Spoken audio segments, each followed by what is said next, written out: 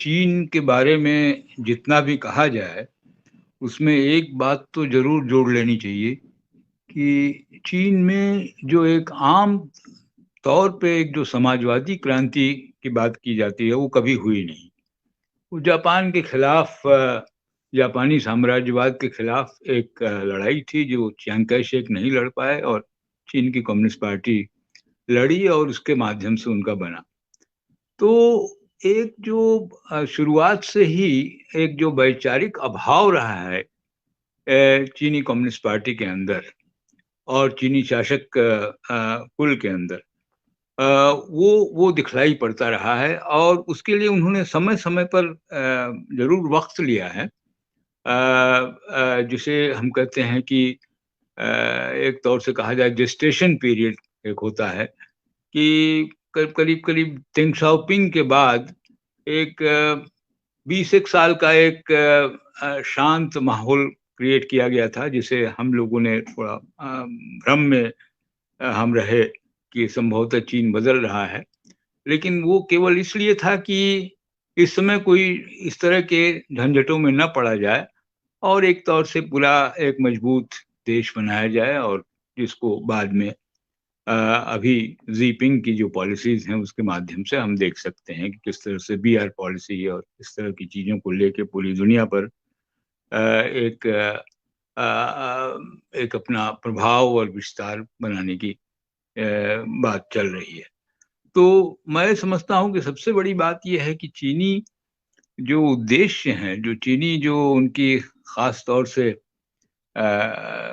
ढाँचा है, उस ढाँचे पे हम बहुत जिसे कहते हैं क्लासिकल ढंग से अगर सोचें तो वो मुश्किल होगा उस पे कोई रास्ता निकालना। दूसरा ये है कि चीन जो है बराबर से शक्ति को प्राधान्य देता है। अगर आप चीन से मजबूती से कन्फ्रंटेशन करने के लिए सिर्फ नहीं, लेकिन अपने क्लेम्स को ही वाजिब क्लेम्स को ही रखने के लिए अगर आप राष्ट्रीय और अंतर्राष्ट्रीय मंचों पर बात उठाते रहें और देश की जनता को इस पर इकट्ठा किए रखें, तो हम समझते हैं कि चीन पर उसका प्रभाव पड़ेगा। लेकिन चूँकि आज एक ऐसी सरकार आई है, जिसको मैं कहूँगा कि उनकी जो विदेश नीति है, वो शुतुरमुर्गी विदेश नीति है। वो स्वीकार ही नहीं करना चाहते हैं कि उनकी ज़मीन चली जा रही है, वो स्वीकार ही नहीं करना चाहते हैं कि उनके यहाँ लोग आए। प्रधानमंत्री का बड़ा ही महत्वपूर्ण बयान था कि ना कोई आया, ना कोई गया, वगैरह-वगैरह।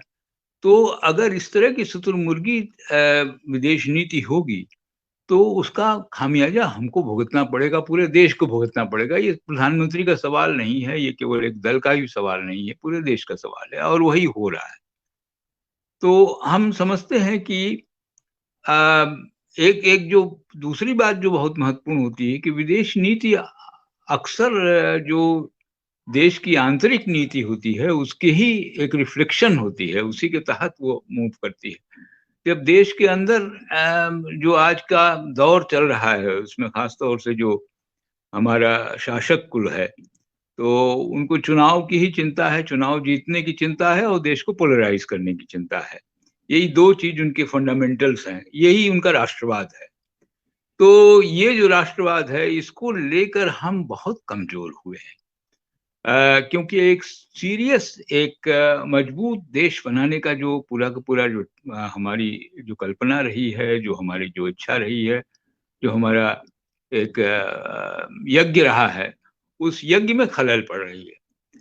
तो हम समझते हैं कि अ, जिस तरह का एक तौर से राष्ट्रवाद भारत के अंदर जिसको राष्ट्रवाद कहा जा रहा है, जो राष्ट्रवाद है भी नहीं, बल्कि मैं कहूँगा कि राष्ट्र विरोधी ही है रादर। उसको अगर लेकर कहा जाए तो उसके माध्यम से आप विदेश नीति भी और प्रतिरक्षा नीति भी तय नहीं कर सकते हैं। अब एक बात इस बीच में बहुत सुनी गई कि हमारी जितने भी विदेश नीति में हम कहीं पीछे लौट रहे हैं और नॉन अलाइनमेंट वाले ज़माने में आ रहे हैं वगैरह-वगैरह। नॉन अलाइनमेंट तो नहीं है, लेकिन एक खास किस्म का अपॉर्चुनिज्म है। सारे फोरम्स में हिस्सा लेना और उसका कुल जिसे कहते हैं कि जो जो नतीजा निकलता है वो एक शून्यता में ही निकलता है। क्योंकि इस तरह के हिस्सेदारी से आप कहाँ तक आगे बढ़ सकते हैं वो बहुत सीमित होती है। और ये दुनिया के मैदान में सब लोग जानते हैं। अब कुछ दिन हमारे यहाँ चलेगा ये G20 को लेके बहुत नाटकीय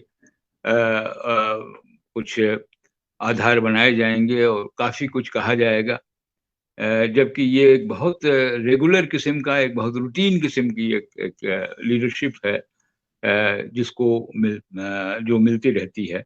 ये कोई नॉन अलाइनमेंट के वक्त में जवाहरलाल नेहरू या इंदिरा गांधी वाली का जमाना नहीं है जिसमें उस नॉन अलाइनमेंट का मतलब नॉन अलाइनमेंट होता था। G20 में कोई इस तरह की बहुत ज़्यादा गुंजाइश नहीं है कि कोई बहुत बड़ा उसके अंदर से एक इनिशिएटिव निकले और ये सब रोक लगे। तो मैं समझता हूँ कि जो आज हमारी पूरी की पूरी चीन की तरफ नीति है, उस नीति में जो कमजोरी आई है, वो देश के आंतरिक राजनीति में जो एक समझ बनी है और जो एक शुतुरमुर्गी चाल की प्रतिरक्षा नीति और शुतुरमुर्गी चाल की विदेश नीति जो पिछले दिनों बनाई गई है, उसी का एक रिफ्लेक्शन दिखलाई पड़ता है। धन्यवाद।